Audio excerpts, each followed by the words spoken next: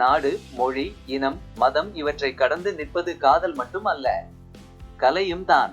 கலையின் மீது தங்களுக்கு இருக்கும் தீரா தாகத்தால் திரை கடல் தாண்டியும் வாய்ப்பு தேடி வந்தனர் லங்காவாசிகள். ஆம், இலங்கையிலிருந்து தமிழகம் வந்து கலை சேவை புரிந்து தமிழ் சினிமாவில் கொடி கட்டி பறந்த 5 பிரபலங்களை பற்றி காணலாம்.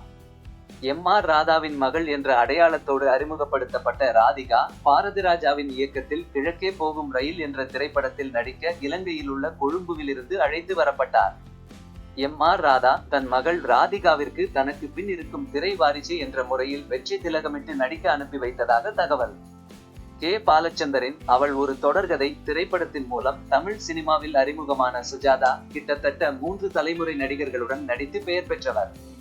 இவர் இலங்கையில் உள்ள காலோ என்ற இடத்தில் பிறந்து பின் கேரளாவில் தஞ்சமடைந்து மலையாள சினிமாவில் நடித்து வந்ததாகவும், கே. பாலச்சந்தரின் அறிமுகத்திற்கு பின்னரே உச்சம் பெற்ற நடிகையாக மாறினார்.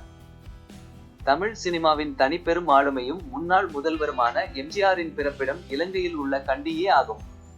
தந்தையின் பிரிவால் இலங்கையிலிருந்து இடம்பெயர்ந்த எம்.ஜி.ஆரும் அவரது குடும்பமும் தமிழகத்தில் கும்பகோணத்தில் குடியேறி அங்கே நாடகங்களில் நடித்தார். பின் தமிழ் சினிமாவில் கோலோச்சி, நான் ஆணையிட்டால் அது நடந்துவிட்டால் என்று தமிழகத்தை ஆட்சி செய்து மக்கள் மனதில் நீங்கா இடம் பிடித்தார். ராதிகாவின் சகோதரியான நிரோஷா மணிரத்தினத்தின் அக்னி நட்சத்திரம் படத்தின் மூலம் தமிழ் சினிமாவில் அறிமுகமானார்.